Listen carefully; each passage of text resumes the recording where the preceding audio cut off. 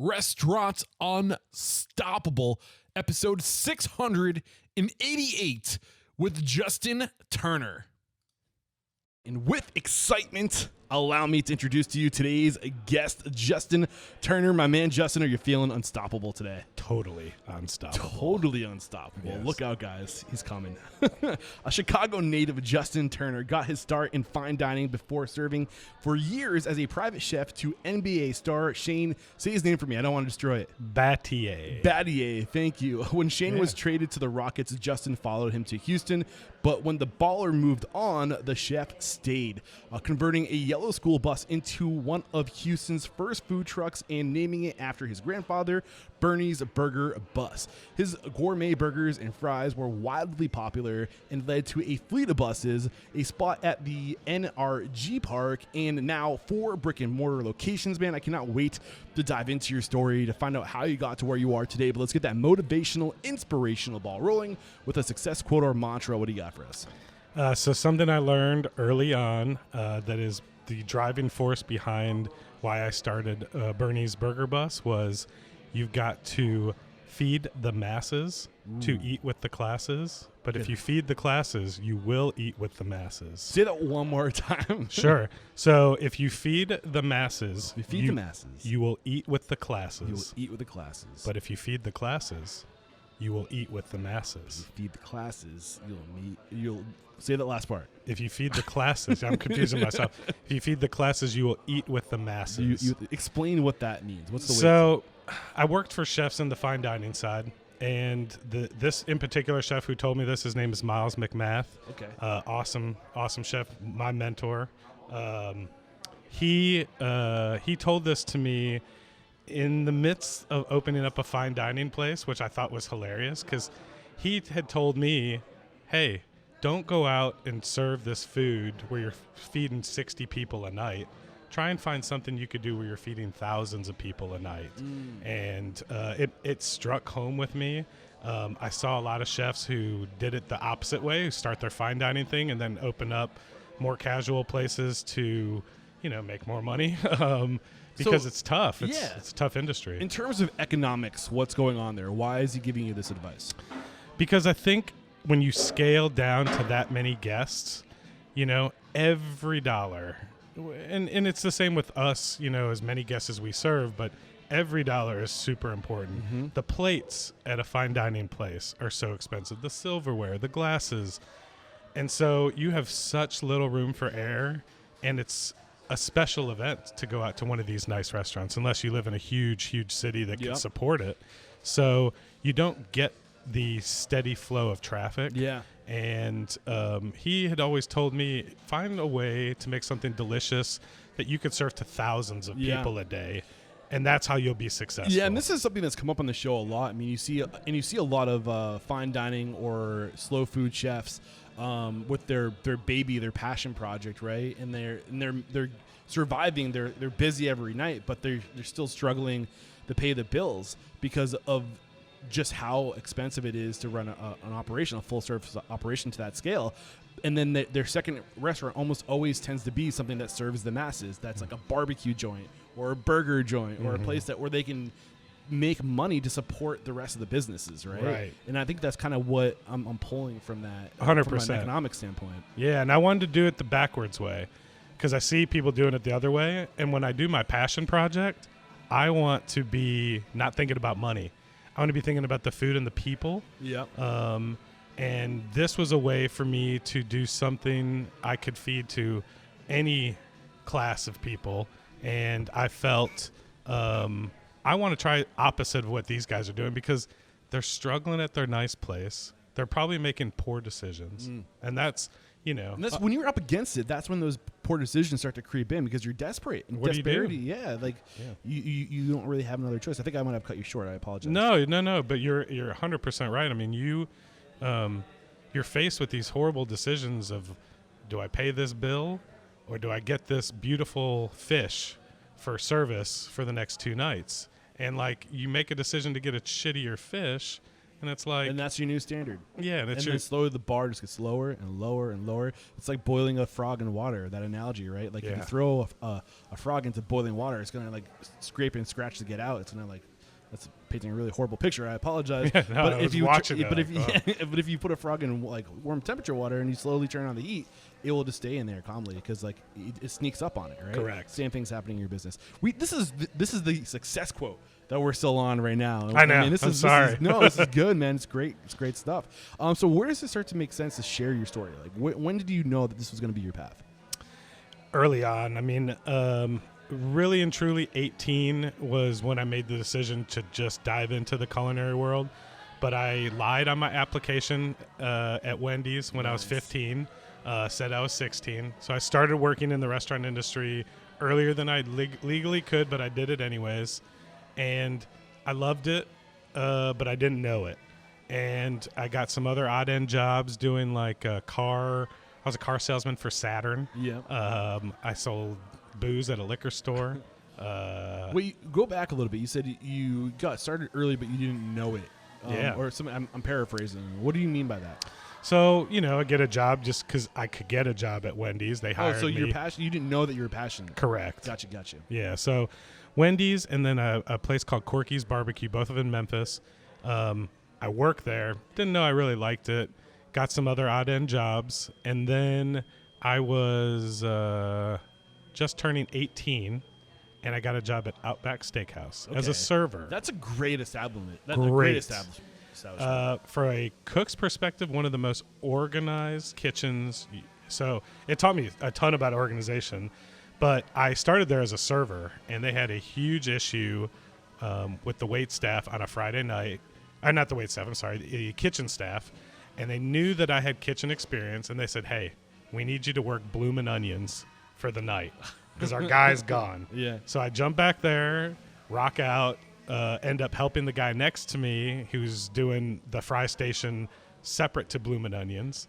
And they make comments right away. They're like, hey, we want this dude back in the kitchen. So they get me on the schedule the next week, half in the kitchen, half on the floor. The week after that, all kitchen. Oh. And the kitchen manager at that time, awesome dude. I can't remember his name. Such a nice guy. He's like, you need to do this for a living. You're really good. Yeah. What will it take to make you do this more? Well, he was telling me to get out of there. Oh, really? Yeah. He's like, man, you need to maybe go to culinary school. Yeah. Like, you have a passion for this. You pick up the skill set really easy.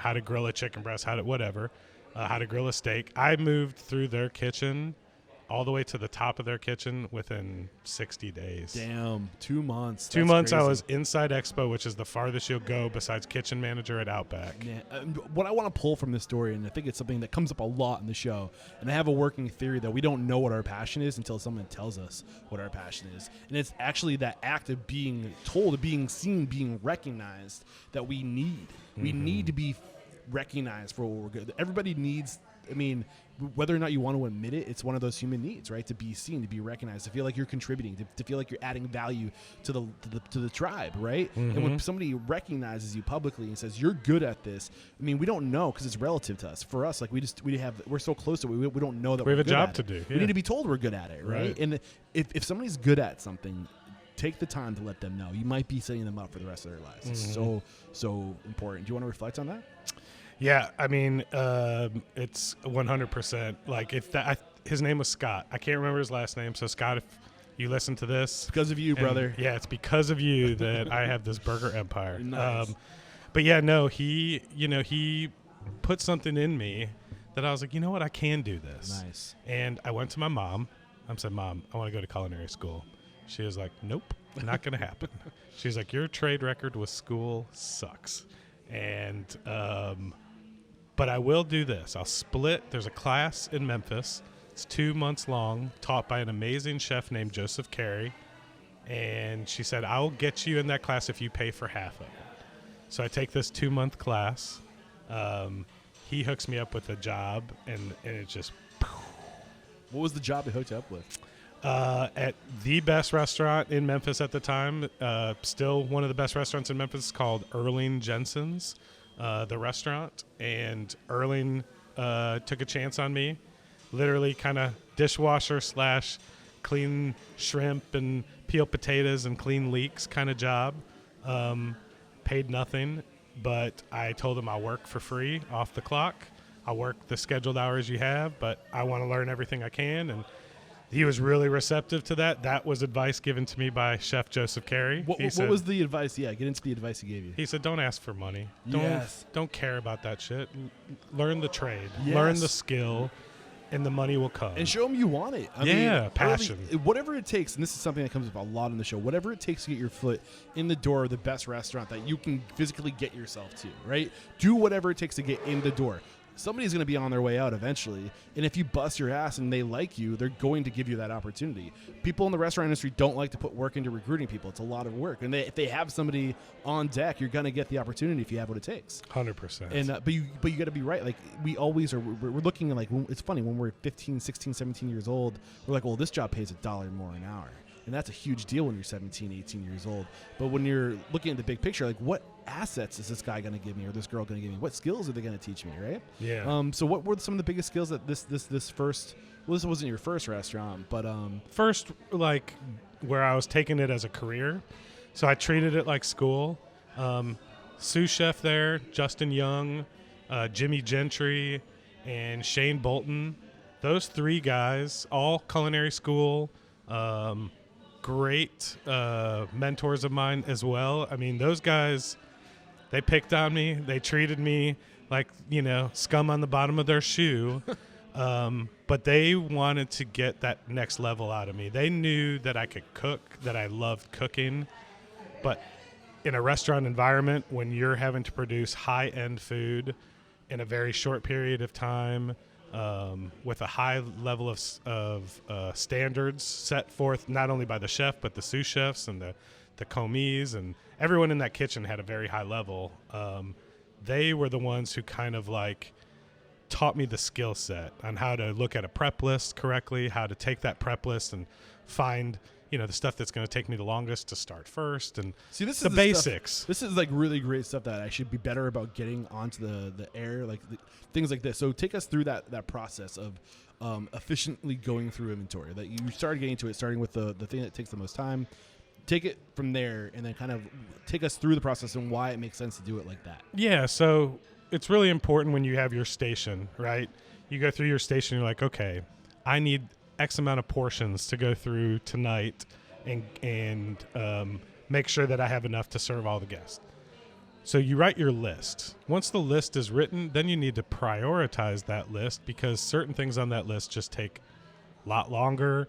You only have a 4-hour period to prep those in. So if something takes 3.5 hours, you better get your shit rolling. So I just want to step in real quick. So Sure. You're bringing your numbers up to basically you establish a par stock for every menu item or every ingredient or whatever you need to get through that shift, right? Correct. And then you're bringing the your rotating product. You're bringing what you need. You're bringing it to that number, right? Correct. And then I just want to make sure I understood that correctly. Yeah, so like let's just say I have 5 different salads on my station, and all the components of that salad I take inventory of, and I say each one of them I'm going to go through 20 salads each. So I need to have enough to do 20 portions of each salad. Once my list is written on each ingredient that goes into those salads, then I think, okay, well, the twills on this salad that I have to bake, mold, and do whatever, they're going to take me longest. So I'm going to start that. Second is the goat cheese tarts. I've got to get those in the oven because I need them to cool in time so that I could serve them at room temperature. The vinaigrettes would always be the last thing because I could get a blender ready, all my ingredients, and just start knocking those out. But yeah, I really, those guys kind of brought in the honing of my skills when it comes to the list, my knife skills. I mean, they challenged me. I was always cutting herbs and cutting fingers, and I was always the grunt work. I remember this one time in particular, we had to do brunoise, which are 1/8 of an inch by 1/8 of an inch, perfectly squared. Damn. And we had to have a crab bucket, which holds about a pound of crab meat. He said, chef came to me and said, I need a crab bucket full of brunoise red peppers. I said, yes, chef. Knocked it out. He puts his finger through there, looks and sees that there's some that are not correct. He dumps the whole thing in a stock pot, says start all over. And, it was those moments in those kitchens that I could tell you the girlfriend I had at the time was like, probably, she hated me.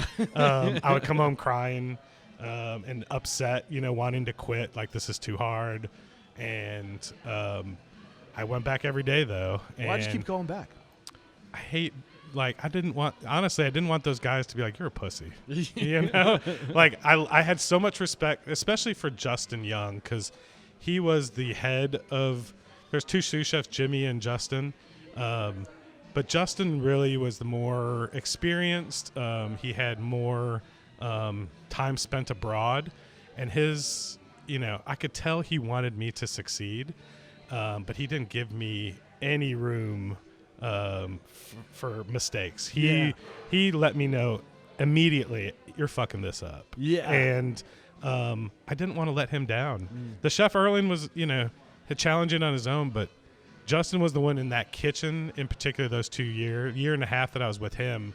Man, it was a very it was challenging, but it was also, I know that's where I got all my cooking skills. So I think this is a skill that chefs develop, this ability to push, but to know where that line is, right? And to not push too far, but to push just hard enough that to this person's, whatever that person's brink is, right? Mm-hmm. To force them to grow, but also to communicate that you love them at the same time. Yeah. Right? How do you, what's going on there? Like, what have you learned about how to do, how are you doing that in your business? How do you gauge people and know their breaking point? How do you know to walk that line? It's such a good question because it's so different now than 20 years ago when I was doing this. 20 years ago, you could say some stuff to people. You might even get a little physical with them. I know there's the pastry chef in that kitchen got very physical with me.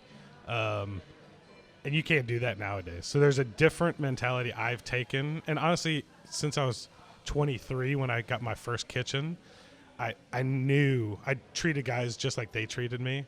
It didn't work out. And I knew that I didn't want to do that for the rest of my life. So flash forwarding, I know we're going to kind of go through the story, but one of my other mentors who I got the pleasure of working for, he was the prime example of teaching me, you know what, I'm not mad at you. I'm just disappointed. And that shit stuck with me so good. I employ that to all these guys. Yeah. And that is my take, is I'm the father. And damn it, I'm so disappointed in you. And that mentality is kind of how I work with these guys. I want to stay on the same level with them. Yeah. And I have a high expectation for them. And when they let me down, I don't fly off the handle and break shit and yell and scream. I'm just like, man. What you're saying is resonating really closely with what I just absorbed from Chris Schultz, CEO of Voodoo Donuts, talking about something similar. He says, I just tell people, like, is that right? And 9 times out of 10, they know it's not right. Mm-hmm. And he doesn't even have to say, it's like, is that right? And they're like, and it's just constant, knowing what the standard is, not even necessarily talking down to them, but I think it communicates the same thing. Totally. In 3 words, is that right? I'm stealing that. I'm disappointed in you. Thank you, Chris. That's not right. So do it right, and that's it. That's all you have to say. But it communicates so much, right? Absolutely. I love it. Same thing. I love it.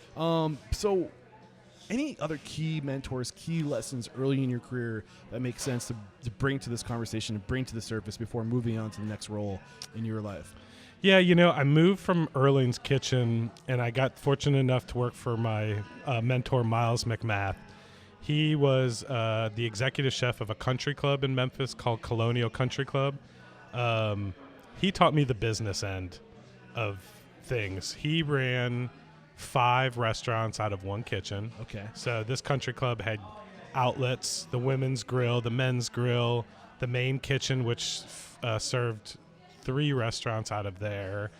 So really had 6, and then we had the outpost in the pool area of the country club that did hot dogs, hamburgers, stuff like that. But he had to do all the ordering. He had to do, and I was his sous chef. And so I would always ask him, how do you do this? How do you know? And he taught me PAR systems. He taught me how to do inventory properly, how to to kind of have some foresight into how you schedule and how you order for certain events. It was a real good crash course for a year of like how to run the business side of the restaurant, which was great because I went from 2 years with this great chef and multiple chefs in his restaurant learning the culinary side. Then I got to work for this guy still doing the culinary stuff, but really heavily focused on how do you maintain a 27% food cost with the budget that a country club sets? How do you keep your labor at 26%? And then from there, how do you take the leftovers of what you got and turn it into something delicious? I think some of that's going to come out later in the conversation because those are some of the questions I marked down because I know you're a scratch kitchen, right? 100%. And you're scaling now 4 locations. I'm really curious on how you're keeping your costs down, labor costs specifically when it comes to scratch, putting that on the back burner for now. Sure. One thing that you shared that I think needs to be highlighted is the significance of just being a sponge. When you're in these restaurants and you're working for these masters, these people have dedicated their lives to the craft. Ask questions. Mm-hmm. Ask questions. You cannot ask too many questions. And it's just so many things you can that can be your entire education. Right? 100%. I tell people all the time, you don't have to go to culinary school to learn everything you need in the restaurant industry if you're open to it. Yeah. I run my own business. I listen to everybody. This is one of those businesses that's you never stop learning. You never stop getting better at your craft, not only in the culinary side, but the business side of it. I've learned a ton. And I think that is the key for anyone young who's starting off. Keep your mind open. Be accepting of criticism too. A lot of people tend to like put their nose up and be like, I'm better than this. And no, listen, learn. Everyone gets better from that stuff. Even like the Wendy's, those portions of your life, like 100%. When you scale to thousands of locations across the world, you're pretty naive to think you can't learn anything. Especially Absolutely. when it comes to like systems and processes, right? I'm sure you're probably leveraging some of those systems you learned to this day. All of them. Yeah. So what was the chef Miles, right? Yes. So he mentioned something, or you mentioned something that he taught you specifically around ordering. Planning ahead. Is there any like specific details you can give us, a lesson that he gave you way back then that you can share with us now? The rule of 1.5. So like, I always plan every event that I do based on his kind of math of 1.5. So like, I'm doing a catering, and let's just say they have 100 people for easy numbers. I always typically have enough for about 150 because there is always that there's that component, right? Yeah. There's events, like when we're planning on a day, just a regular, Wednesday afternoon. We always have a half portion more than what we typically will. A bus just pulled up. Always. We burnt the first batch. Yes. There's we don't live in the perfect world. You Correct. can't plan for perfect scenarios. You got to plan for backup plans. Backup plans for backup plans is what he used to say. So yeah, exactly. I take that to heart with how we, and knock on wood, I haven't run out of shit really. And we do this all in one store. So it's like, his method has helped me from one truck to the 4 restaurants, and in it that I don't want to represent that I can't provide the product to the people. If they want it, I have it. Nice. Thank you for that nugget. Anything else before we transition to the next section in your life? I think that's it. So this next section is your first business technically, right? Yeah. So I think now's a good spot to take a break to thank our sponsors, and we'll be right back. This episode brought to you by MarginEdge. Never deal with a paperwork nightmare again.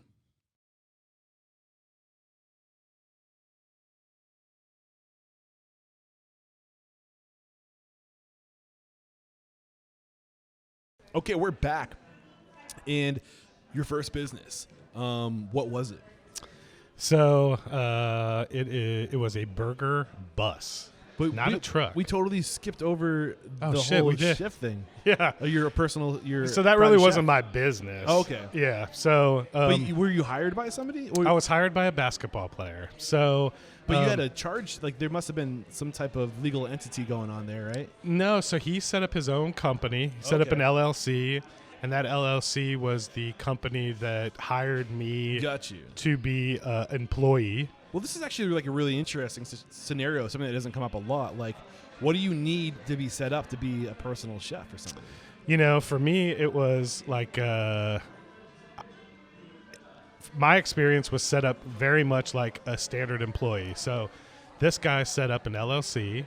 He set up a payroll company. And so my taxes were taken out just like a standard check. I was treated just like an employee. I had benefits as well, like insurance and 401k. So yeah, I had very much, it was nothing on my setup. I literally just became an employee for this person, but we can go even further back. For 2 months, I was a personal chef for a basketball player named Jason Williams. Okay. Probably doesn't have it in your notes. No, I didn't see those notes. So Jason Williams was another basketball player for the Memphis Grizzlies. I got the job while working at the country club, 4 miles. And I did it for 2 months, and literally all I was his errand boy. I'd go pick up food and drop it off. I never cooked. He would want food 20 minutes from when he called me, and he would want ribs and stuff that I couldn't pull off in 20 minutes. Yeah. So I did it for 2 months. Great pay. Brisket. Yeah, exactly. So, yeah, I did that for a couple months. I told him, you know, hey, this is not for me. Like, I left there. You need an assistant, not a chef. Exactly. Let me do you a favor. Yeah. And I told myself when I left that job, I'm never going to fucking work for these guys again. Like, there's no way that I'm going to work for a basketball player ever again. Why is that? Because I just thought it was going to be just like that. Like, I had to cook for his entourage. Yeah. So I'd be done cooking for Jason, and I get a phone call from someone else who was a part of his staff, and they'd be like, hey, I want steak. I want duck a la orange. Yeah. And then someone else would call me the same night and be like, I want beef Wellington. And, like, they would make me cook, and he would make me go get Taco Bell. You know, it was the most backwards thing I'd ever. Well, how do you talk yourself? Because at the end of the day, you are providing a service, right? Yeah. It is your job to do that. And I feel like people probably abuse it. Yeah. Like their friends and like the friends of the friends, they're like, oh, you mean I can ask whatever I want? Ever. Like, let's see what this guy got. Like, what can he do, right? Yeah. How do you talk yourself off the cliff when you're being kind of, you know, I mean, it's your job, but, you know. And paid very well. And people do abuse it a little bit, maybe. Yeah. Like how do you, like, when you you know, grit your teeth and you make that fist, like, how do you talk yourself off the cliff?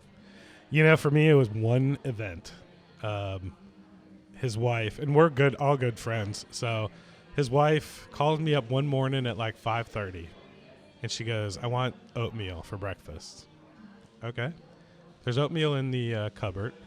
You have a hot water tap. Literally, it's boiling, and there's a measuring cup next to that tap.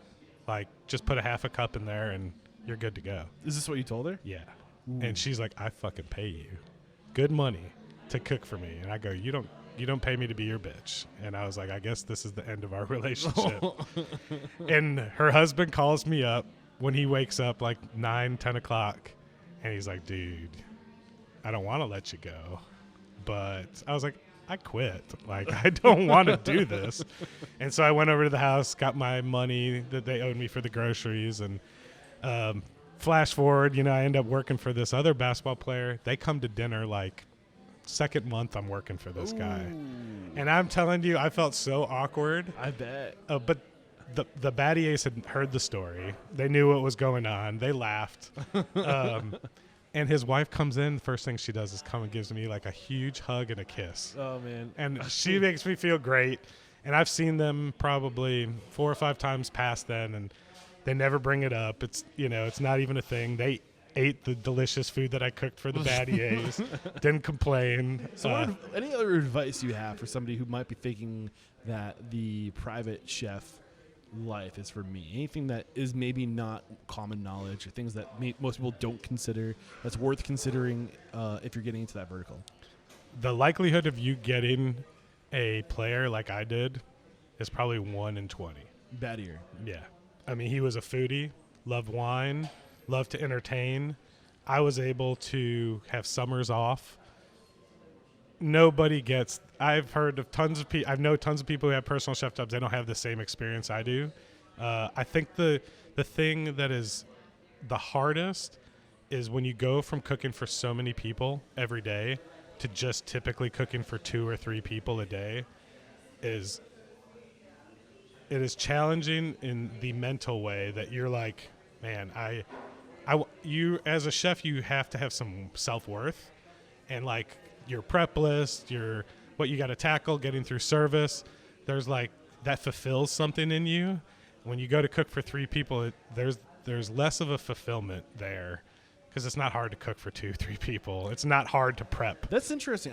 I would think it would be like more rewarding to cook for 2 to 3 people, because not for me. Yeah, I'm a different just goes breed. to show that everybody's different. Yeah, I like working. Yeah, you know, I kind of like, you know, every time I want to throw myself into a project, I want to put in 90 to 100 hours. I want to have calluses on my feet. I want to have burns and cuts. Like, I'm sick like that. I love it though. That's great, man. So, what made you move? It sounds like you had a really great situation going here. Amazing. I guess the story goes, from what I gathered, is he was traded to the Grizzlies back up to Tennessee. Is that what it was? So he was drafted. Okay. So Vancouver had a team. This goes back a while, maybe 18 years ago. 19 years ago, Vancouver had a team. They moved from Vancouver to Memphis the year he was drafted into the NBA from Duke University. So he gets drafted basically to Vancouver, but the team moves to Memphis. He's with Memphis for basically 2 years. Sneaks his way into this restaurant that I am helping transition the menu from the Country Club? No, this is a couple years after that. I moved to a restaurant in Illinois called Montgomery's on the Square. This was my first executive chef job at 23. I did that for a year, came back to work for Miles. He had opened up his own restaurant called Timbo's on the Square, and it was an upscale Creole steakhouse, and he needed a sous chef and a pastry chef, and I could fulfill both those roles.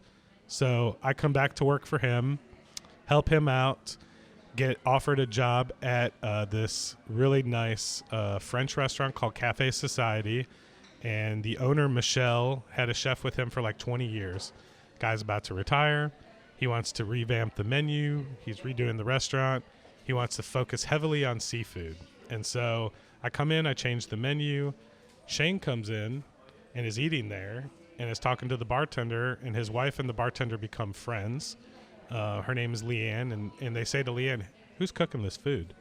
And she's like, "Yeah, we got this new guy. He's Justin. He's really energetic and blah, blah, blah." And they're like, would he be interested in cooking meals and dropping them off at my house? And I said, yeah, sure, why not? And so a couple days later, I get a call during service, and Shane calls me. He's like, hey, this is Shane Battier. I was like, yeah, bullshit. I thought it was my friend Josh or somebody, fooling with me, because it was a unknown number. And he's like, no, it's Shane. And he's like, I'd love for you to, what would it take for you to cook meals and drop them off at my house? And I said, to be honest with you, Shane, I don't think that's what you're looking for. And he's like, what do you mean? I said, you're not going to get nutrition out of that. You're going to be reheating something that's already cooked. Yeah. So you'll get calories and protein, but you won't get any of the nutrients. And he was like, okay, you want to cook at my house for me like every day? And I'm like, yeah, I do. And he's like, okay. So I get invited to do a dinner for his wife, him, and his personal assistant. And at the end of dinner, he hands me a key to his house and says, you're hired. I mean, I think that's pretty cool too. It was awesome. We can learn a lot from successful people. I mean, he's successful in basketball, but I mean, it clearly sounds like he's a smart individual who's got structure in his life. It's just like to hand somebody like a keys to their house, like extending that trust. Right? Did you learn anything else like this from him? Shane is one of the most intelligent. He's 41. I'm 40. We were same age. He is 10 years ahead of himself. He was a theology major at Duke, graduated with a theology degree. Super intelligent on the spiritual side of life. Yeah. But from a business standpoint, he had, several businesses while I worked for him that he was an investor in. So I kind of learned how he approached that. But really how he managed me the making me feel guilty for making mistakes type stuff. Well, you got to keep in mind, I mean, somebody of this caliber has been being coached by incredible people their entire life. Mike Krzyzewski. Yeah. Like, seriously. Like, you don't think they're going to pick up on something? Oh, and I know that he got that from Coach K. Like, I've heard stories, and it sounds just like a Coach K thing. Yeah. But, man, I became his so when he got traded from – I was his chef in Memphis for 3 years. And then he got traded to the Rockets and asked me to come with him. But his assistant was in her late 70s and did not want to move from Memphis. She had family there.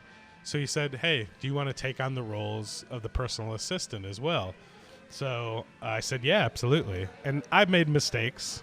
Yeah. And that's when those times of conversation would come in. Was 99% of the time, if there was a mistake, it was in that area and not in the kitchen. I'd been late for a few things, but essentially it was the personal assistant stuff.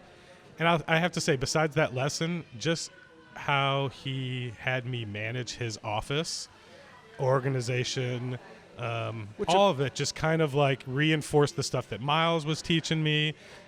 You could tell that while he was successful, it's because he was so organized and had all these things kind of, he was able to leverage people's abilities versus being a delegator, which I found was a really good trait to have.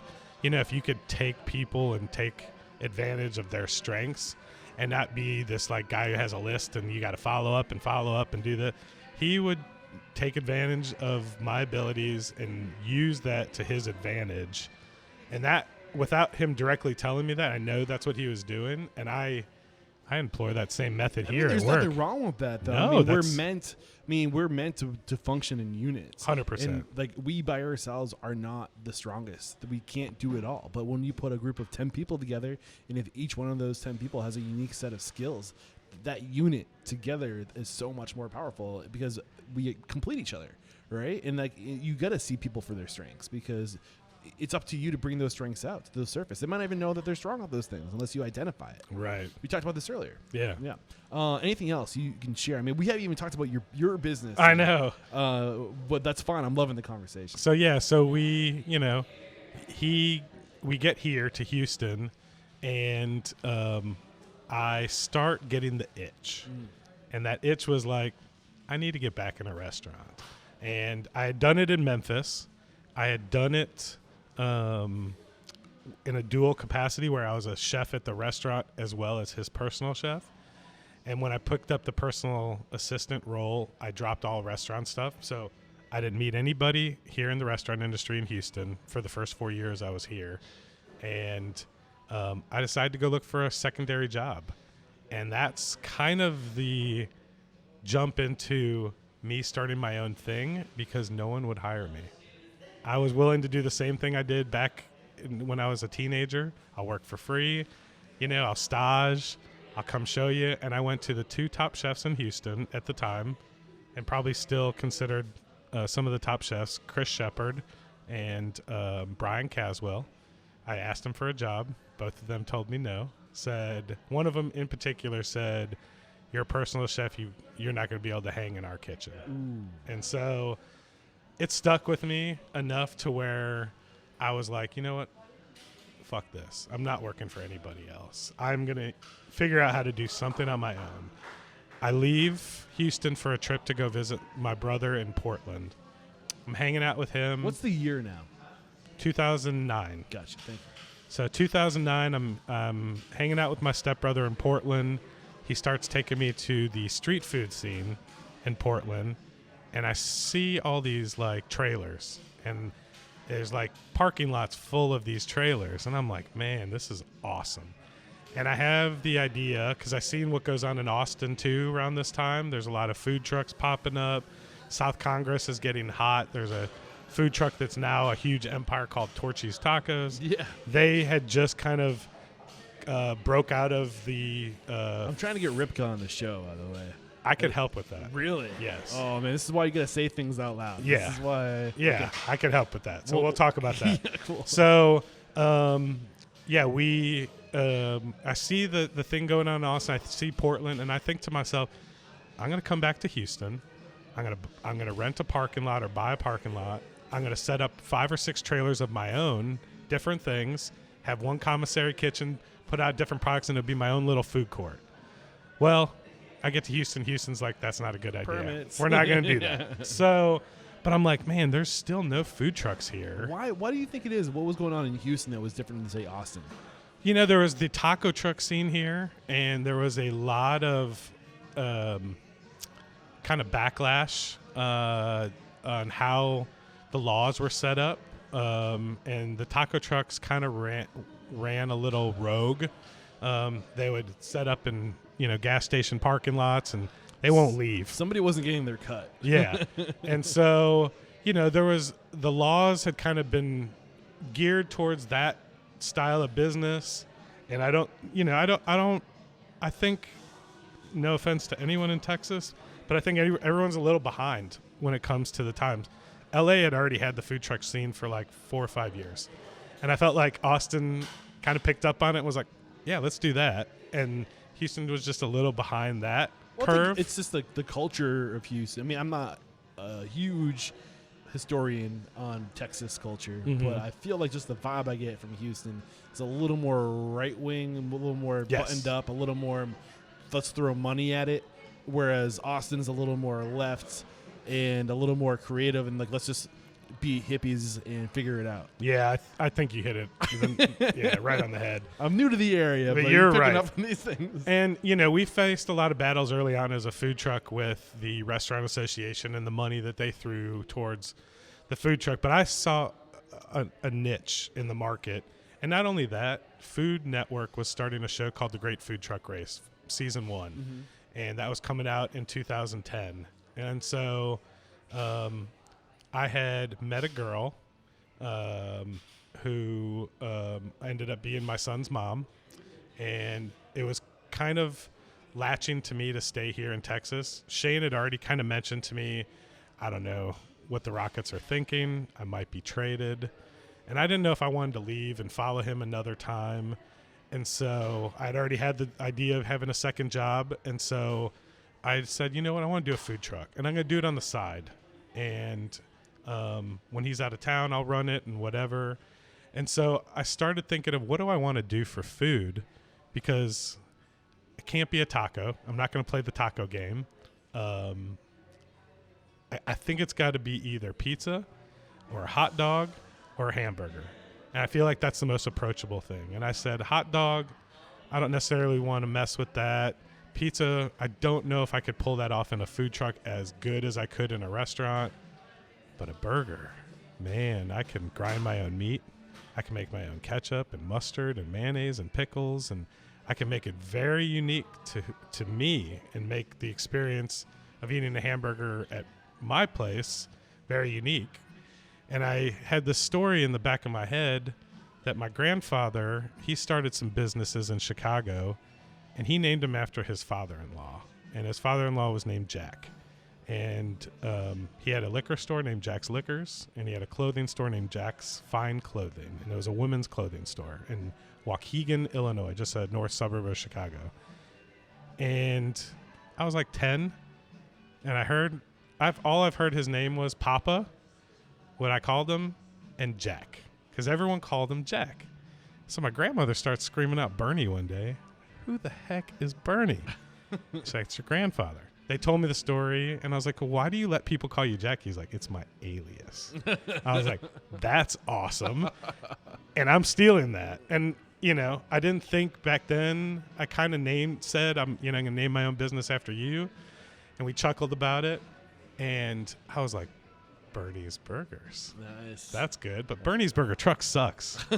Let's do Bernie's Burger Bus. There we go. And Triple B. And I thought I can get a school bus and keep the school theme. And I was, it's funny because like when I was doing my research, I was like, what's with the school theme? I was like, school bus, idiot. Like it makes complete sense.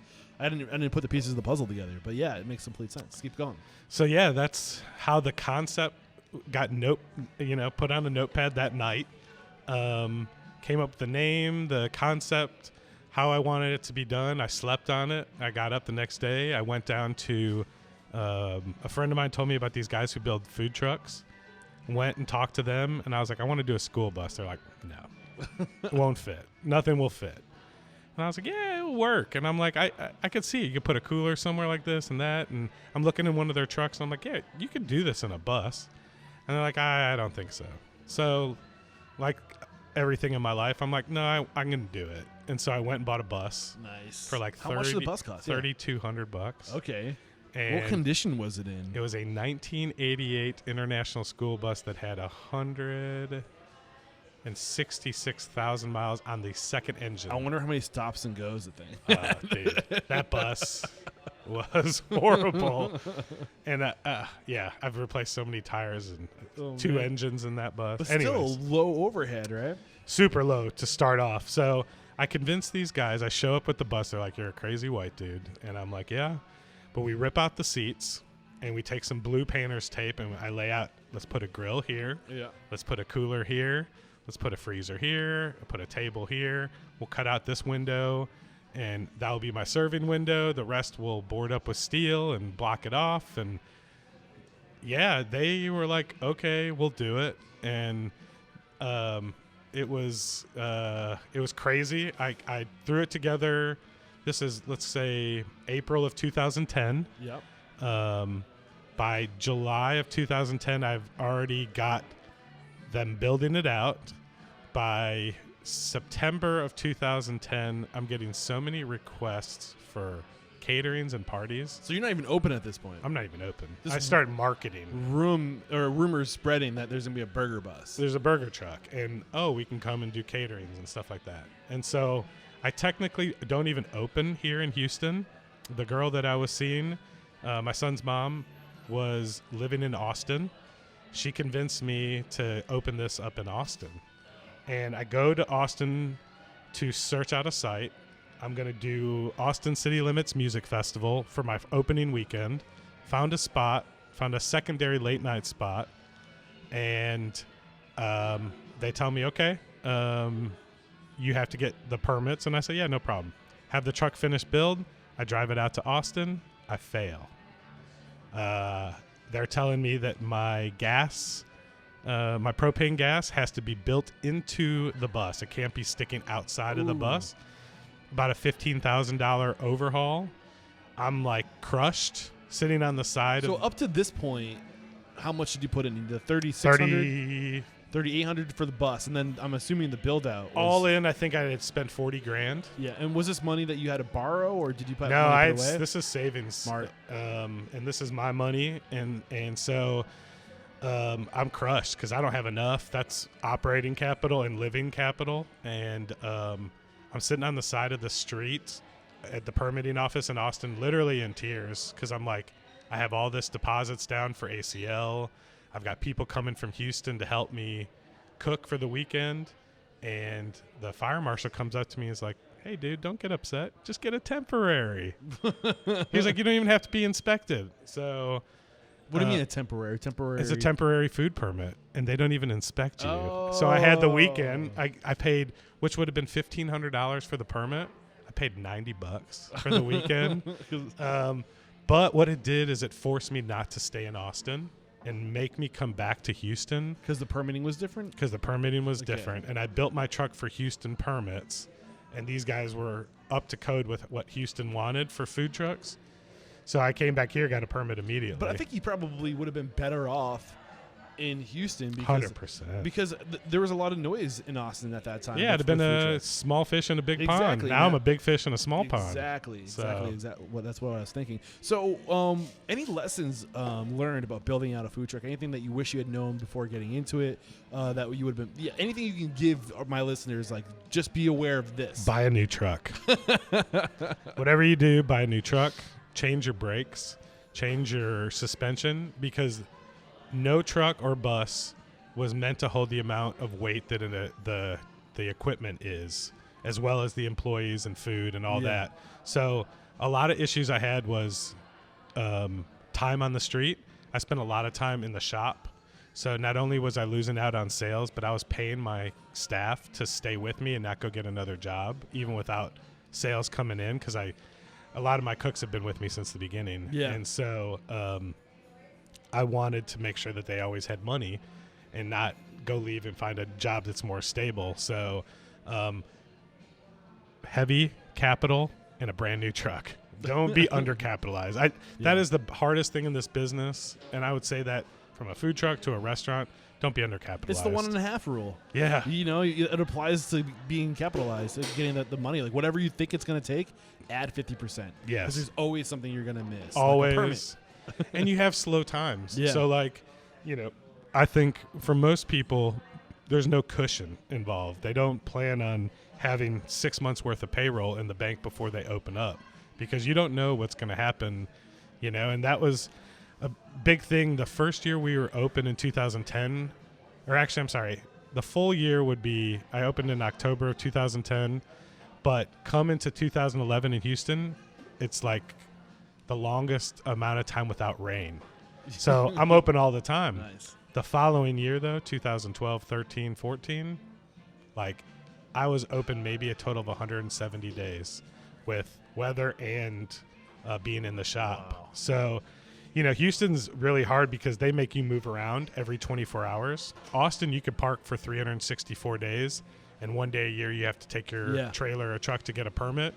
Houston, you have to get a new green slip every day, and that's it's $16 a day, but also you have to keep moving your truck. So you're putting this wear and tear on a vehicle that wasn't made for holding that. Yeah. So get a new truck, have plenty of capital, both for yourself to live off of and to run the business.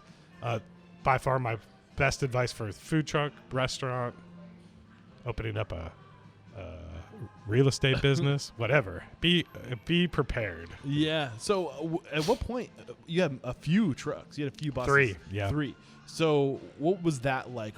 Going from 1 to 3 buses. How did your life change operationally running 3 buses? It taught me a lot about how to manage people. I had to quickly go from not running a truck to trying to manage the fleet of trucks.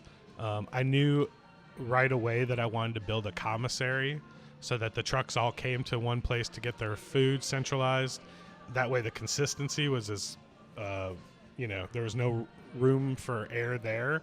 And teaching people how to cook a hamburger and fries after all the stuff is kind of put together is a little bit easier than saying, hey, I need you to go make a 2-time recipe of ketchup or 1-time recipe of pickles. There's a lot of room for error there. Yeah. So that taught me a lot, and it kind of helped me set up for the restaurant part because we knew that we wanted to do more than one restaurant when we started the restaurants. So we built the first restaurant with a commissary in it. And as you see behind us, there's a van, refrigerated van. That van leaves every morning and delivers the product to all the other 3 stores. Remind me to get some video footage or a photo of that so we get some B-roll for the listeners. It's like a mini bus, but it's a van. Yeah, and I'm going to make sure this is a really great space. I'll be sure to walk around and get some B-roll because it's really creative. And there is video now. So if you guys are listening to the podcast, if you're listening to this podcast on iTunes, just scroll down to the show notes that are right there in the audio in the player, and there'll be a link to YouTube. You can go check out the video. Sweet. And please subscribe. And I got to be better about reminding my guests or my listeners what to do. So one thing I'm curious about when it comes to the food trucks, how long did it take you to scale from 1 to 3? Well, I brought on a partner, and that really jumped up the scale pretty quick. I brought him on 2012, and he's a financial partner, no operational experience. In fact, doesn't have any experience in this industry at all. He was a customer of mine and just loved the food, loved the story behind it, and wanted to help me grow. So he helped me go from 1 to 3 trucks pretty quick because the second truck was really intended for catering. The first truck was meant to stay on the streets. Okay. As soon as I got the second truck into production, I got a call from the University of Houston saying, hey, we want your truck to be parked at our UC center for the next year and a half. Whoa. And so I was like, well, shit, I need a third truck. Yeah, that's a good. And my partner was like, yeah, let's get a third truck. So this partner, was he coming, like, what did he bring to the table? Was it money? Money? Yeah. Did you guys have an operations agreement? Mm-hmm. What did that look like? It was more in my favor once the payback was set up, and he has no operational control at all. So what was the payback? What did it look like? If we're looking to get money, we're at one food truck, we're looking to scale to multiple food trucks, and we come into this scenario, how do we protect ourselves? What approach did you take? For me, I wanted to sell part of my business instead of taking it on as an investment, because I wasn't sure on how to make money on the food truck because of the lack of sales days. But I knew I had a brand that was building, and I wanted to scale that into brick and mortar. And he saw that too. But I think he wanted to take advantage of the limited exposure with food trucks to build the brand's name for a couple years. So, I think that. Can you say the question one more time? I think the question was like, how did you develop an operations agreement? Oh, okay. Unique to the food trucks. I'm always trying to learn more about these details and how we can set these relationships up. So for me, I wanted to sell it because I wanted a partner to help grow the brick and mortar side. And so I set it up to where he would become 50-50 owner with me of the entire business, with a promise to help me get to at least one brick and mortar and multiple food trucks. And so he started off as an investor, quickly turned into a partner once we realized we needed to keep scaling this. And we set it up to where not only I have 100% operational control, which my lawyers and he was very much willing to sign with that, because he doesn't know how to run a restaurant. Yeah. And he bought this knowing he bought it for me, not necessarily for it, but he believed in you. He was investing in you. Yeah, and so he didn't want that to be something that I had to worry about, as well as my lawyers didn't either, which I suggest to anybody who's partnering with anyone that doesn't know how to run the business. Yeah, like, I love talking to him and taking advice from him and all that, but I don't have to apply it if I don't see it fitting for our business. So that was set up, and then he was gracious enough not to be over greedy when it comes to the payout. So once he was paid back, it was set up to me, even though we're 50-50, I get 70% of the profits and he gets 30%. Because he wasn't trying to get rich off this. He was just trying to help me out. And everyone I've talked to is like, how do you have an arrangement where it's 50-50, but you get 70-30 of the profits? And it's because he's such a good guy, and money wasn't his motivation. It was strictly, how do I help this kid take this business? How'd you find this guy? He was just a customer that came to the food truck. I love this when this happens, and it's something that I try to remind my listeners of constantly. You never know who your investors are going to be, so treat every one of your customers like they are your future investor. 100%. And if you have that mentality, like and when the time comes when you go looking for it, you'll be surprised where it comes from. It's so powerful. Yeah. Anything else? Well, actually, one more question that. It's something that comes up a lot on the show. A lot of people who went the food truck route don't always necessarily suggest going that route. I think a lot of people think that that's a easier path to doing the brick and mortar, and I think there's a lot of just hidden headaches that people just don't consider. Yeah. Would you agree with that? Would you still do the same exact path you took today, or would you do something differently? I think I got lucky with timing because it was hot and new in Houston. And that's another thing is, like, if a food truck today in 2020 it isn't the same. Doesn't have the same buzz, doesn't have the same coolness and I don't even know the word. Just it's fresh. It's not nostalgia different. either, but it's just something that at the time, 2010, it was like new and cool and hip. Exactly. I want to be hip. I want to trendy. That's the perfect word. It was trendy in 2010 because you're watching it on TV. You're seeing, these businesses that it seems obtainable, because it's lower overhead, and it's just, obviously that's the way to go, right? But not the case. Yeah.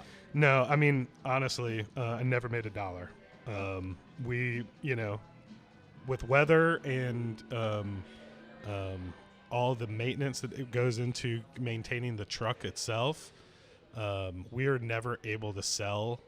And the key to the game is days of sale, right? Not only for the money side of it, but for the food side. If you're open more, your rotation of of product and freshness is so much better. If I'm open like 3 days a week, and what do I do with the product for the next 4 days I'm off? Like, so, you know. Onions don't hold well. No. And so I knew that my plan was greater than the food truck, and I was always going towards the brick and mortar. And so I think a food truck is great to have for an existing business if you use it for marketing, hype, and as a extension of catering. Yep. But past that, do not expect to make $1 on it.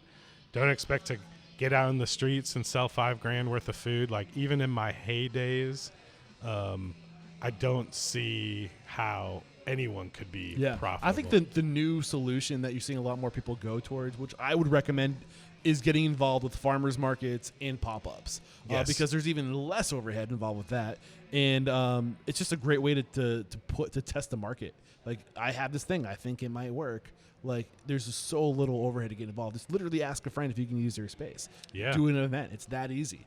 It's a great way to start establishing your brand, you know? As well as ghost kitchens. Yeah, that's interesting too. You know, I've been talking to a couple guys because we've been toying around with the idea. We have great spaces. We have extra space. We have mornings. We have evenings. Like, ghost kitchens are going to be the new thing. I mean, landlords. How do you feel about that? You know, I love it because you're adapting, right? Yeah. Like, the landlord does not care. They want the rent. Yeah. And the common area maintenance, what are called CAMs in the industry, they are continually going up every year. And there's not many deals that are inked nowadays that are putting a cap on CAMs. And you're seeing a lot of people who are getting into leases that their common area maintenance charges are equal to their base rent. So what exactly is common area maintenance? So, like, when you walk outside my building, you see lights that are not powered by my electric. They're the center. There is groundskeepers who, you know, pick up trash cans. If there was landscaping, snow blowing, plowing, if you're all in that north. stuff. Yeah, and then taxes. Gotcha. So they're called, when you're looking at your lease, they're called triple nets too. There's all kinds of names for it. So you're saying those are continuing to rise. So you're trying to find other ways to create business with what you already have. Yeah, because I have this space. It's 3,000 square feet. I'm open from 11 to 9. I have plenty of hours. I'm paying rent 24 hours a day. Yeah. So I need to figure out how to use my space appropriately. Now, we have been working on ghost kitchens for ourselves, but also bringing in other people and using my space. I mean, my commissary kitchen is only used from 4:30 a.m. to about noon every day. From noon to 4:30 a.m. the next day, it's not. And I see that as an area of opportunity for growth for us. If you're in Houston and if you're looking for some space to cook, we got somebody for you. That's for sure. Okay, so anything else you want to mention? Did I cut you short with the ghost kitchen thought, or not really? No, I just think you've got to be. Nowadays, when you're looking at spaces, then they're creeping up into, you know, you're paying 60, 70, 80, 90. Some people are crazy enough to pay $100 a square foot. You got to think of what you're going to do for 24 hours a day. You're absolutely right, man. So we haven't even talked about the first brick and mortar that was open 2000 and shoot, it's 5.5 years ago. So how many years did it take you to go from 2014? 2014. Yes. So 6.5 years, you said. How have you scaled? What was the first brick and mortar like? Take us through anything you want to talk about at this point. Like, what do you want to bring to the conversation? Now's the time to get it out. Okay, so yeah, we're summer of 2014. We decided to open up our first brick and mortar. We take advantage of the theme of what we are called, Bernie's Burger Bus. We decide with a great architect to come in here and figure out how to keep a bus as part of our theme. Which was very challenging in this first location. There's pictures in the restaurant that show a crane with a bus swinging through a window and under pillars, and it's up over our tea station right there. But yeah, the challenges of this first one. I'll try to get some of these photos in the video too. That guy was on meth. Like, seriously, he was geeked out of his mind. He smoked probably 17 cigarettes. While trying to figure out where he was going to put this through, he jumped on the crane, and within 3 minutes, no joke, he had this thing swinged into a 180 and up in the building. Like, it took him my so gosh. long to figure out how to do it, but when he got on that machine, it was like watching an artist. He picked up that bus, ripped it off the drive track, swung it a direct 180. The landlords are out here watching. Everyone's watching because they're thinking this guy's going to hit pillars outside. He swings it up underneath this thing without getting too high. No one's helping him, and he slides it in. They drop it on these little rollers, and they wheel it in and put it on a cement curb. And He's done it a couple times, huh? Never. Well, never a bus. Never a bus, and never into a building. But Right. he figured it out. He was a tweaker, but it was pretty awesome. So what were the biggest challenges in going to a brick and mortar that you weren't anticipating? This is your first brick and mortar location, your first. You know, I'm lucky. Place. I had those mentors in life, and I've opened up places with them. So I had the restaurant experience. I think it was actually harder for me to do the food truck because I'm like, where am I going to park this every day? And there's a little bit more on edge when it came to the food truck and the scheduling of Well, that. you can get into a routine with a brick and mortar. Like everything's the same every day. And cooks are standing on flat ground with air conditioning. Right? Yeah. And I can kind of relate to what it's like to be in a new spot every day with the podcast. I'm traveling. I'm kind of like the food truck of podcasts. Yeah, and you're having to set up and figure your equipment. Exactly. Where am I going to plug it in? Exactly. And, like you lose sight of how beneficial it is just to have routine and consistency in your life. So I totally get that. But this was easier. The challenge for me really was, how do I present this to the public? Because this is my first time having more than just the food as the experience, right? Because I have to, I want to break bread, right? I want to have a space that have full service. So the waitress element was a little challenging for me because I didn't want it to seem pretentious, but I did want people to have the ability to ask questions and have an education, and that came from my servers, so that I put a big emphasis on that. But I'd started off this thing, and it wasn't right away, but it was about 2 years into the business. Once we got the second food truck, it was building a culture, and that culture for me is super important. And it's a mission statement that I have, that it's on all of our papers for new hires. All of our managers know it by heart. It's called our mission, vision, and passion, and it's our MVP. So our mission is to serve the best burger and fries on the planet. Our vision is to be the most dominant burger company on the planet. And the most important, our passion, is to make people feel special. And it starts with our staff. It starts with the people in the building, and make them feel like we care about them, that we want to take care of them, that this is a place that they want to be in. Because when they get to go to the guests, man, that hospitality is already accepted in the building before we unlock the doors, and it translates really easily onto the guests. And the guests are part of that, making people feel special, but I knew that it had to start in the doors, closed doors first. I had to motivate my kitchen to come in and work 4:30 in the morning. Yeah. I had to motivate them to put in the long hours when it came to working in here, as well as jumping on the food truck still, because we still have food trucks. I had to figure out a way to create a culture, and that culture was a base off this thing called the Oz principles. Okay. And it's really great. If anyone wants to, from a business standpoint, it's really restaurant focused, but you could put it into any business. But they're called the Oz principles, and they suggest finding what your mission, your vision, and your passion is. And I thought about that statement a lot, and the first two are easy. Where is this resource you're talking about? Where can we find it? Man, I had it a book. It's a book. I'll find it. Yeah. I'm just curious. I want to be able to link to it. It's great. And so I knew the first two were going to be easy, but the third one was challenging for me. Yeah, the passion. I'm passionate because I love the food, but what's the cultural passion? How can you translate that passion? Yeah. How can you make that passion echo throughout everybody in your organization? And that's what it is. Yeah. It's a people business. Yeah. I got into this business for food. Yeah. I love food. I love cooking. I love nourishing people and feeding people. But that's nothing.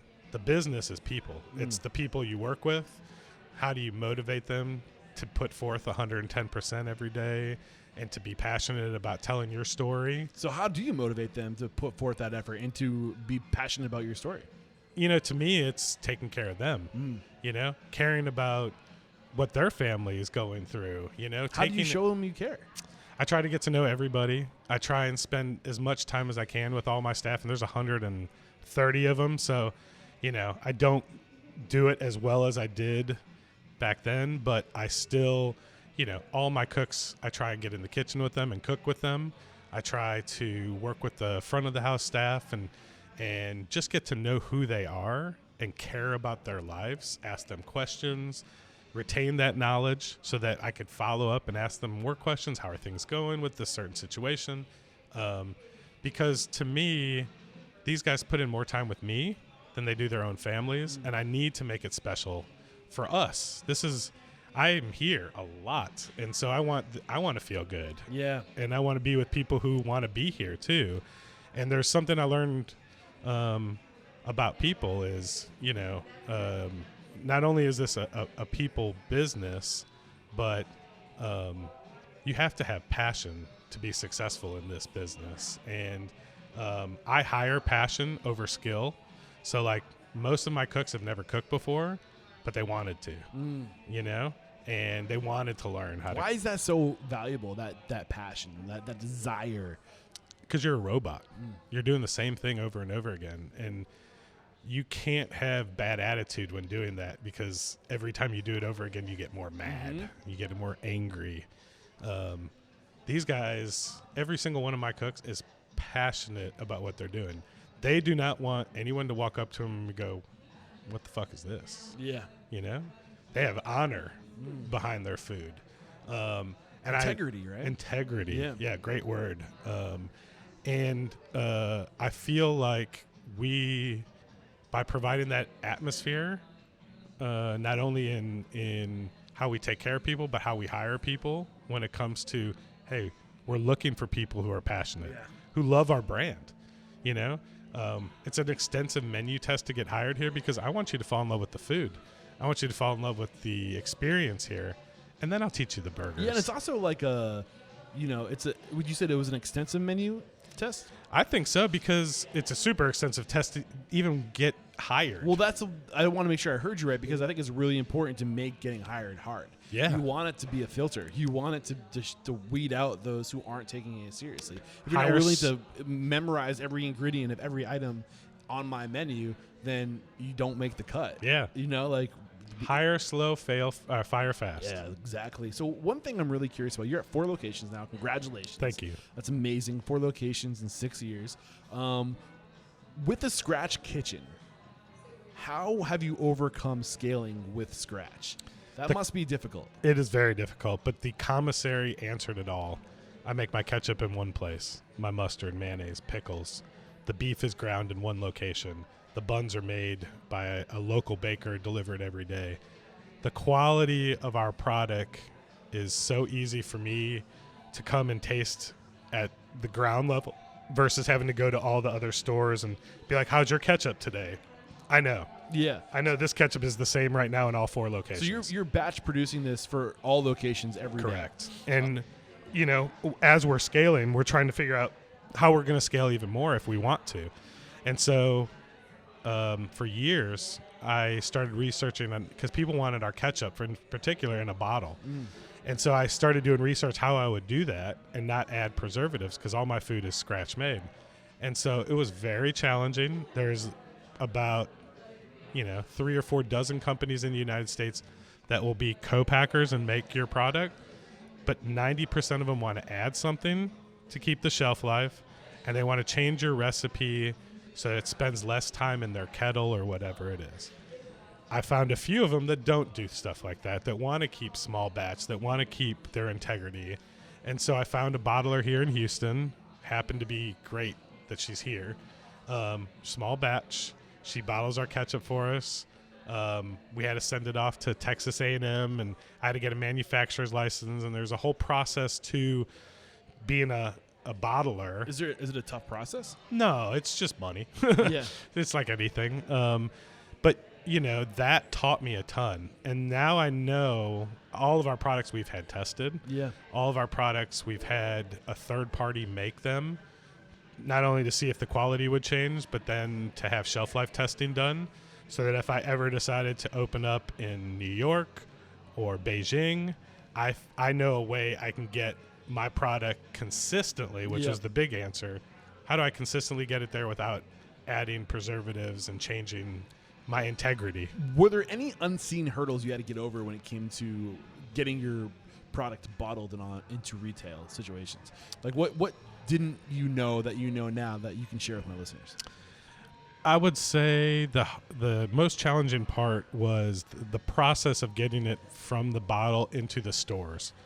The hardest part is making sure not only there's still money left for you, because most stores require a distributor, and you can't self-distribute. The distributor takes a cut. The bottler takes a cut. The store takes a cut. And when you're left at the end of the day, you're left with pennies. Yeah.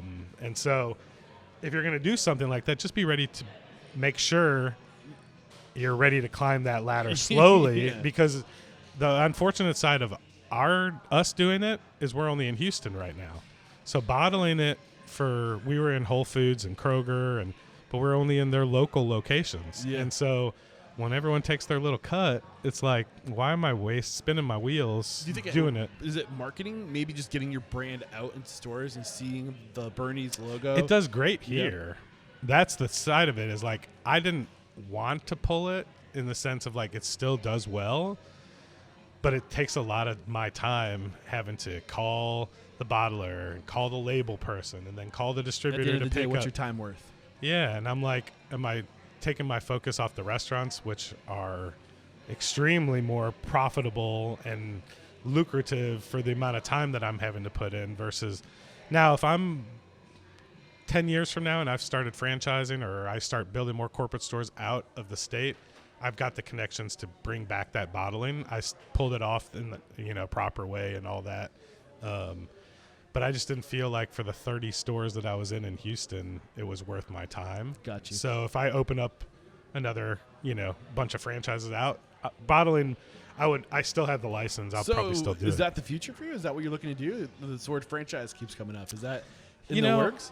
I'm on the fence. Why? Because of quality. I don't want the quality of the culture to go down. And of course, I don't want to misrepresent my grandfather's name. I mean, it's I've done the 4 stores because I feel confident because I've got enough great people working with me. That's why I've said, okay, let's do number 3. Let's do number 4 because I have people to promote within, and I feel confident about that. But then you start looking at franchises, and I start looking at some that have franchised maybe too soon or without the right infrastructure, and that stuff scares me because there's a lot of room for error. And, I have one more big thing that I'd like to do with this brand in the city of Houston before I even... Are you allowed to say what it is? Yeah, sure. I mean, I am trying my best to open up we have an amazing Chinatown here, and I want to do how like McDonald's or Burger King does their stores in China, or they have like 30% their core menu and 70% is like inspired.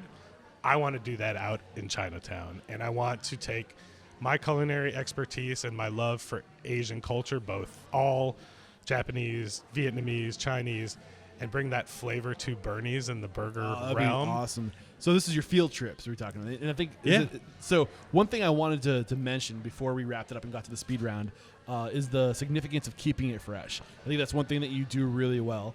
Why is it so important to keep things fresh? I mean, you have your standard menu that is fixtures, right? Yep. But then you have your fun side.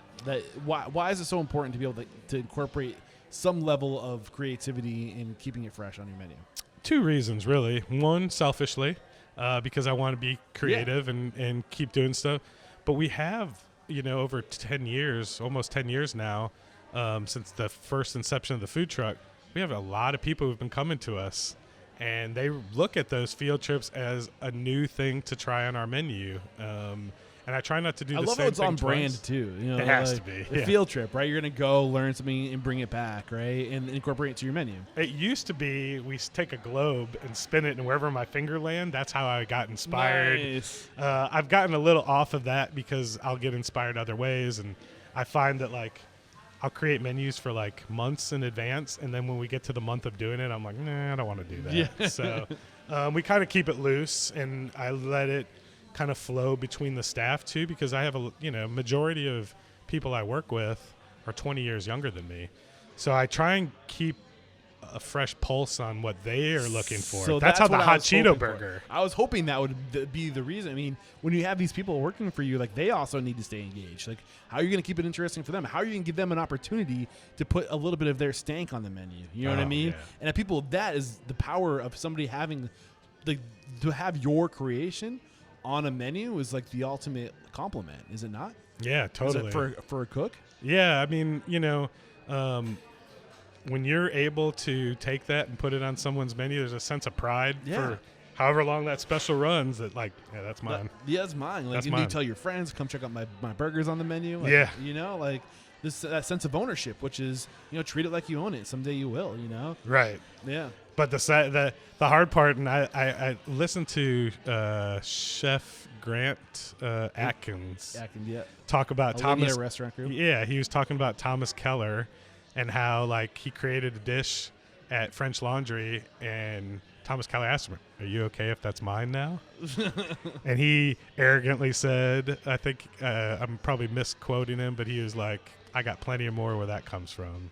So, yeah, they all have to be comfortable with the fact that it's going to be a Bernie's creation, and it might even be taken on so well that it makes it onto the menu or a secret menu, and they got to be okay with that. But everyone, they just love to see it. Yeah, it's I love exciting. it, man. I love this conversation. I wrap up every free-flowing portion of the conversation by asking my guest how you've transformed. The mission of this podcast is to inspire, empower, and transform the industry. So how have you transformed over the past, I don't know now, 20-plus years of being in the industry? I have come from being a cook seeking mentors to now being a cook who is the mentor. And you're on the melting pot of mentors. It's a restaurant Unstoppable, but boom, it's right there. It's what it's all about. That's right there. What is it like to be a mentor?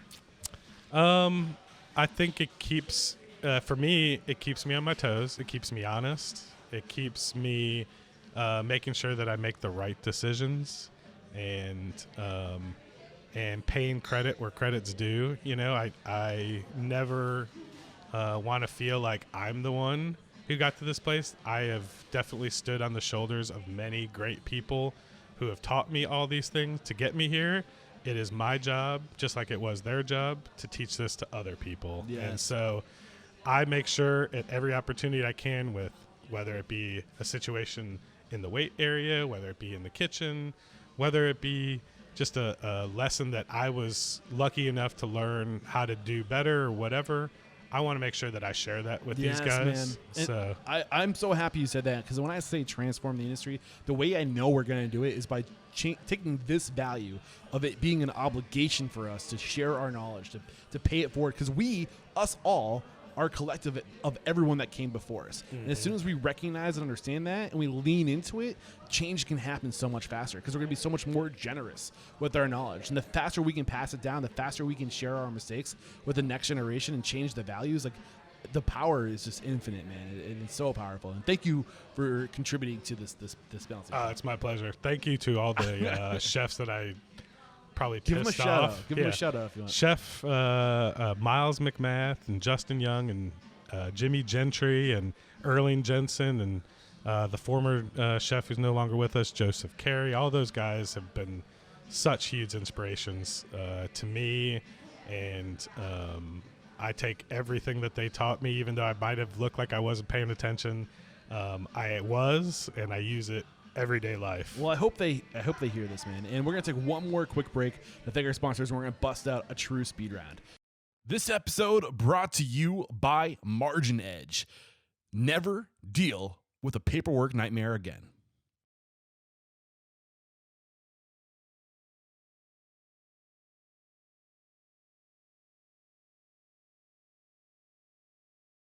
We're back. And the first question I have for you is, what is your it factor? A habit, a trait, a characteristic you believe most contributes to your success?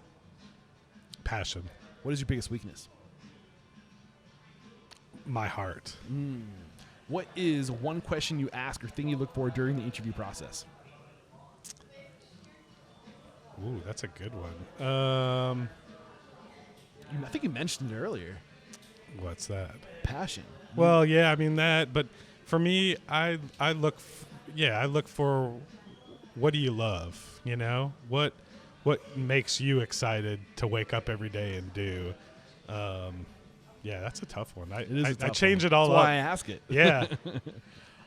Share one code of conduct or behavior you teach your team. This is a way to be, a way to act, a core value. Yeah, I teach them about our MVP, honestly. I try and instill that because not only is it something for our culture, but it's a way to make a decision in our building. Meaning, like, if something happens and you have to think, if I'm not here, you can't ask me, run it through the filter of the MVP. I love it, man. What is one uncommon standard of service you teach your team? So this is something that's common within your four walls to go above and beyond what's expected, but not common within the industry. Make people feel special. How do you do that? Get to know your tables, get to know your guests, get to know your staff, get to know... Make it personal. Make it personal. Yeah. Get to know them because we are in the hospitality industry. I love it. Hospitable. Yes. Well, a lot of us in this industry, and I hate to go off on a little tangent, but they're angry. They're angry at the patrons. They're angry. Don't be angry. Just for fun someday, you guys listening to this, look up the synonyms of hospitality. Yes, please. Warmth, generosity, the list goes on. You get the idea. The next question I have for you is, what is one book that's a must-read to make us a better person or restaurant operator? Soul of a Chef. Ooh. Karen? Michael Roman. Yeah, great book. Changed my life. Literally, those times I was talking about crying, I was reading that book. And the chapter about the Master Chef test happened to be about a person in Memphis who I knew, a chef. Michael Simon's section in the French Laundry. Yes. Life-changing. Dude, amazing book. On audio, by the way. So you can listen to that book. That is awesome. I've listened to it. I've read it 3 times, but I've listened to it. Way to listen. If you have not gotten a membership to Audible, head over to audibletrial.com/unstoppable. I think it's for $14.95 a month.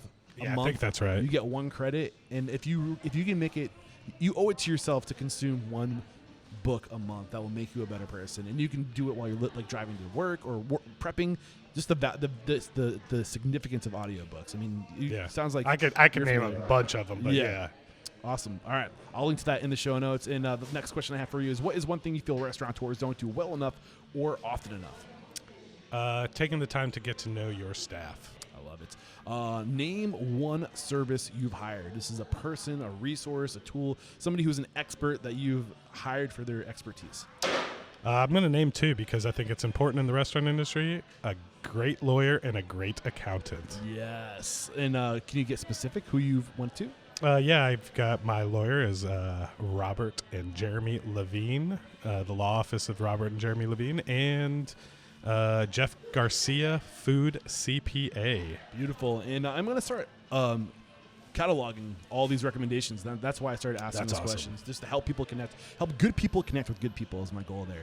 So the next question I have for you is, what is one technology you've adopted within your restaurant? So this is not a person or a service, but like a service as a software, a technology that you're leveraging within your business. A company called Chowly.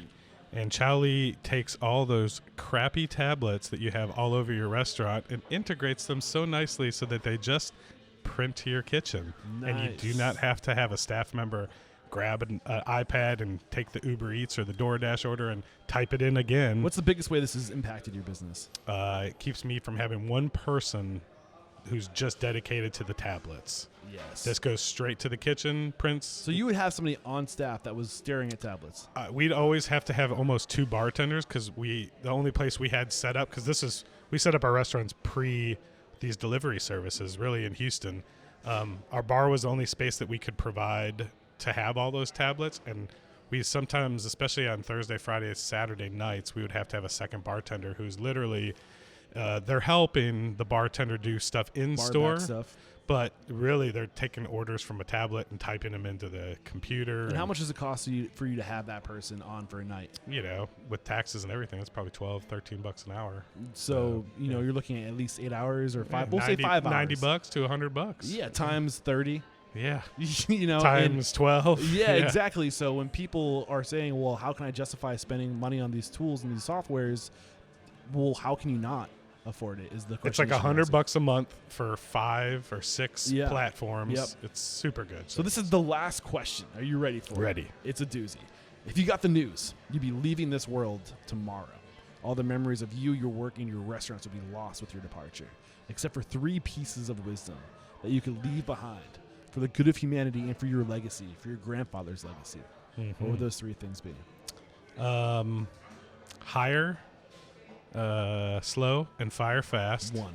If you can't change people, change people. 2. And the 3rd would be bone it like you own it and drive it like you stole it. Yes, I have loved this conversation, Justin. We wrap up every chat by calling somebody out. Who is somebody you respect and admire in this industry and believe would make a great guest mentor like you made for me today? I would say the person that I respect the most is I'm going to help you out with this hookup. Is one of the owners of Torchy's Tacos. Yes. His name is Farrell Kubina. He is one of them. He get you closer to the Mike. I can't even remember his last name. Ripken? I think it's Ripka or something. Ripka, yeah. I don't know Mike personally, but I'm good friends with one of the other owners, one of the 5 partners of Torchy's. Farrell is a mogul. He does all the locations, searching for the company. Nice. We could do a deep dive in how to vet a location. Dude, he blows me away every time I have a conversation with him. Hit me with his name one more time. Farrell, Farrel Kubina. Farrell Kubena. Look out, brother. I'm coming after you. He's awesome, dude. I'd love to get you on the show and let the folks at home know. How can we connect with you? Maybe we want to come join your team. Maybe we're in the Houston area and we want to come learn from a mentor. What's the best way to connect? Go to our website, berniesburgerbus.com, where we have a hiring section on there. There's ways to get in touch with us directly and have conversations with us, or just stop in the store. I love talking to people face to face. That's the best way to do it. Any social handles I can throw in the show notes? Yeah, we're all it's all the same. Bernie's Burger Bus on Facebook, Twitter, Instagram. I think we're on Snapchat. I have no idea. Awesome. Yeah. I've loved this conversation. Thanks, Thank you man. again for taking the time to share your story, your knowledge, your mentorship. There is no questioning. You are unstoppable. Thanks, man. Thank you. Cheers. Cheers.